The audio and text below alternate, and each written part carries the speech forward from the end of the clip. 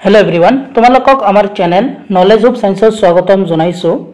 आज এই ভিডিওটোত আমি তোমালোকৰ কাৰণে class 12 half yearly examination 2025 Joyhat ডিস্ট্ৰিক্টৰ এছামিছৰ এখন কোশ্চেন পেপাৰ লৈ আহিছো।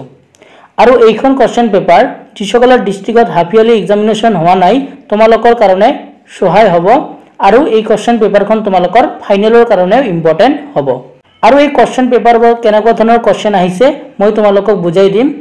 सो तुम्हारे प्रथমৰ পৰা শেষলৈকে ভিডিওটো চাবা। আৰু আমি জয়হাট ডিস্ট্ৰিক্টৰ ইংলিছৰ কোশ্চেন পেপাৰ দিলু তোমালোকে আমাৰ চেনেলত গৈ চাব পাৰিবা। তেনেহলে আজি ভিডিওটো আমি স্টাर्ट কৰিছো।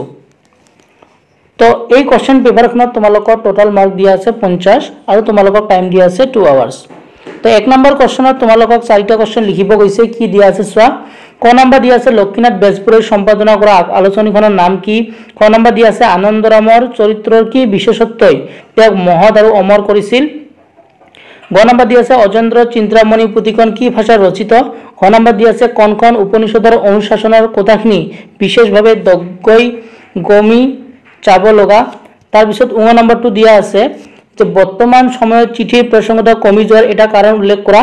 আৰু এই কোশ্চেনটো যেতিয়া মই তোমালোকক চিঠি নামৰ চেপ্টাৰ 2 এটা ভিডিও দিছিলো পাৰ্ট 1 ভিডিও তাত মই এই কোশ্চেনটো তোমালোকক কৰাই থৈছিলো চিঠি নামৰ চেপ্টাৰ 2 সো এইটো আহি গৈছে। তাৰ পিছত প্ৰথমটো নম্বৰ দিয়া আছে লক্ষ্মীনাথ চৌধুৰীয়ে পৰিচালনা কৰা ছবিখনৰ নাম। তাৰ পিছত 2 নম্বৰত তোমালোকক কি দিয়া আছে যিকোনত 3টা প্ৰশ্ন উত্তৰ লিখিব কৈছে আৰু এটা কোশ্চেনত তোমালোকক 2 মাৰ্ক কৈ আছে। তেনেহলে তোমালোকক 3টা লিখিলে কিমান মাৰ্ক পাবা 6 মাৰ্ক। ইয়াত তোমালোকে কত দিয়া আছে ইমান বছৰ মই জীৱনটো বাহিৰে বাহিৰে কটিয়াই বুঢ়া কৰিল কোনে আৰু কিয় তেওঁৰ জীৱনটো বাহিৰে বাহিৰে কটাই অতিবাহিত কৰিলে। খ নম্বৰ দিয়া আছে কথা কবিতাৰ দুটা বৈশিষ্ট্য। মই যেতিয়া তোমালোকক মগনিয়া নামৰ চেপ্টাৰটো ইউটিউবত দিছিলো তাত মই এই কোশ্চেনটো তোমালোকক লিখাই দিছিলো। তাৰ পিছত গ নম্বৰ দিয়া আছে হস্তিবিজ্ঞানৰ পুথিৰ চিত্ৰবোৰ কোনে অংকন কৰিছিল। খ নম্বৰ দিয়া আছে সদ্ৰে দেয়ম অশ্ৰদ্ধা অদয়ন মানে কি। আৰু গ নম্বৰটো দিয়া আছে এৰাবাটৰ সুৰ ছবিখনত কণ্ঠদান কৰা ভাৰতৰ দুগৰাকী সংগীত प्रतिभाधरार नाम लिखा। ইয়াতে তোমালোকক জনাই দিছো যে আমি এছামিছত তোমালোকক 3টা পাৰ্ট ইউটিউবত দিছো। এটা হল বৰগীত, এটা হল মগনিয়াৰ আৰু এটা হল চিঠি। আৰু তাৰ পৰা আমি যিমানখিনি কোশ্চেন তোমালোকক দিছো এই কোশ্চেন পেপাৰখনত যিমানখিনি কোশ্চেন আছে গোটেইখিনি তোমালোকৰ আহি গৈছে। আশা কৰিছো এই কইটা তোমালোকে যদি ভিডিও চাই লোৱা তেনেহলে তোমালোকে এছামিছত তাৰ পৰা তোমালোকৰ কোশ্চেন আহিব। नेक्स्ट 3 নম্বৰত তোমালোকক এটা ব্যাখ্যা লিখিব গৈছে যাত তোমালোকক 4 মাৰ্ক দিছে। তো এইটো তোমালোকক ব্যাখ্যা দিছে কি ব্যাখ্যা যে টকা নাই ঘড়ি নাই অইন কি ৰুমালো নাই মই মোৰ লগত এককে অনা নাছিলো। দেখা এই ব্যাখ্যাটো আমি তোমালোকক মগনিয়া চেপ্টাৰটোত যেতিয়া ভিডিওটো দিছিলো তাত আমি তোমালোকক এই ব্যাখ্যাটোও কৰাই দিছিলো হনা নহয়। তো এই ব্যাখ্যাটো কি হৈছে আহি গৈছে। তাৰ পিছত তোমালোকে খ নম্বৰ দি আছে প্ৰকৃত ত্যাগ বা বৈৰাগ্য একটা বিশেষ মনোধৰ্ম। তো এইটো চেপ্টাৰৰ ভিডিও আমি দিয়া নাই। তাৰ পিছত 4 নম্বৰ দিয়া আছে যিকোনো এটা প্ৰশ্ন উত্তৰ লিখিব গৈছে যত তোমালোকক 5 মাৰ্ক দিয়া আছে।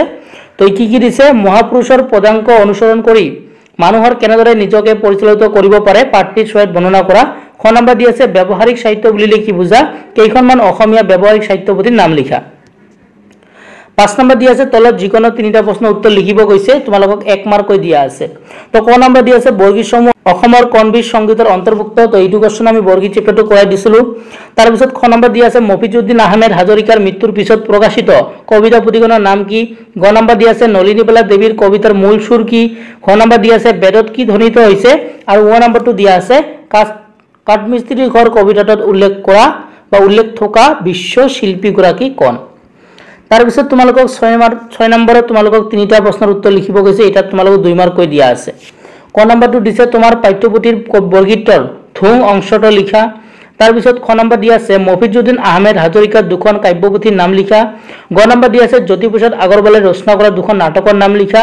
ঘ নম্বৰ দিয়া আছে কবি কেশৱ মহন্তই কোনখন কাব্যগ্ৰন্থৰ বাবে সাহিত্য অকাডেমি বঁটা লাভ কৰিছিল আৰু তেওঁ সম্পাদনা কৰা আলোচনীখনৰ নাম কি। ও নম্বৰ দিয়া আছে জয়ন্তী কবিসকলৰ কবিতাৰ দুটা বৈশিষ্ট্য লিখা।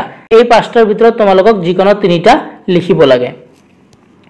তাৰ পিছত তোমালোকক 7 নম্বৰটো তোমালোকক যিকোনো এটা ব্যাখ্যা লিখিব গৈছে যত তোমালোকক 4 মাৰ্ক দিয়া আছে। তো ব্যাখ্যাটো তোমালোকে চাই লোৱা।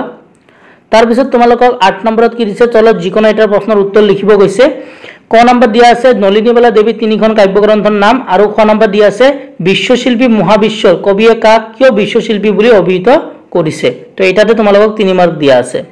फिर तार पिছত তোমালোকক 9 মাৰ্কত এটা কোশ্চেন লিখিব গৈছে 1 নম্বৰৰ তো ভাৰতীয় প্ৰাচীন শিক্ষা ব্যৱস্থাৰ মূল আধাৰ কি আছিল আৰু খ দি আছে কৌশল কাল আন এক কি নামেৰে জনা যায় 10 নম্বৰত তোমালোকক দিয়া আছে তলত যিকোনো দুটা প্ৰশ্ন লিখিব গৈছে ক নম্বৰ দিয়া আছে নৈতিক স্বতন্ত্ৰতা মানে কি খ নম্বৰ দিয়া আছে মূল্যবোধ বুলিলে কি বুজা আৰু গ নম্বৰ দিয়া আছে দিবা স্বপ্ন মানে কি তাৰ পিছত 11 নম্বৰ তোমালোকক গ্ৰামাৰ দিছে ব্যাকৰণ তোমালোকক ব্যাকৰণ দিছে ইয়াতে কি কৈছে যিকোনো তোমালোকক এটা লিখিব কৈছে যে কি দিছে ক নম্বৰটো ক্ৰিপ প্ৰত্যয় কাক বলে এটো লিখিব কৈছে আৰু ইয়াত দুটা উদাহৰণ দিব কৈছে তো তোমালোকে চিন্তা নকৰিবা আমি ব্যাকৰণৰ ভিডিও তোমালোকক দিয়া নাই কিন্তু আমি অতি সোনকালে তোমালোকক ব্যাকৰণৰ ভিডিও দিম সো তোমালোকে চিন্তা নকৰিবা তোমালোকে আমাৰ চেনেলটো সাবস্ক্ৰাইব কৰি ৰাখিব পাৰা তেনেহলে তোমালোকে ভিডিওটো পাই যাবা খ নম্বৰত দি আছে তোমালোকক শব্দ বিভক্তি কাক বলে অসমীয়া শব্দ বিভক্তি কেই প্ৰকাৰ আৰু কি কি তো এই দুটা তোমালোকৰ গ্ৰামাৰ সেকশনৰ পৰা ডেফিনেশন দিছে তাৰ পিছত তোমালোকক 12 নম্বৰতো এটা গ্রামার দিয়া আছে কি সোয়া তলত যিকোনো তিনিটা শব্দ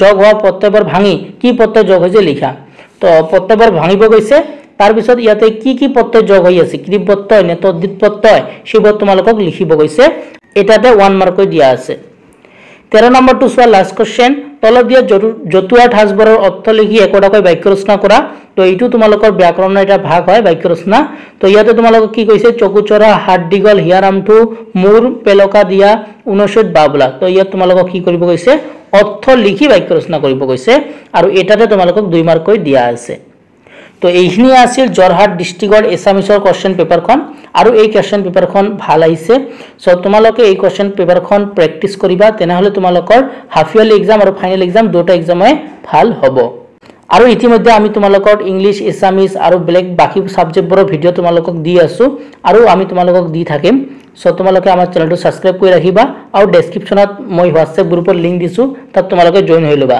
যত আমি তোমালোকক PDF বোৰ সেন্ড কৰিম তেনেহলে আজি ভিডিওটো আমি ইয়াতে সামৰিছো নতুন এটা ভিডিওৰ লগত তোমালোকৰ লগত পুনৰ দেখা দেখি হম ভিডিওটো চোৱাৰ জন্য তোমালোকক ধন্যবাদ জনাইছো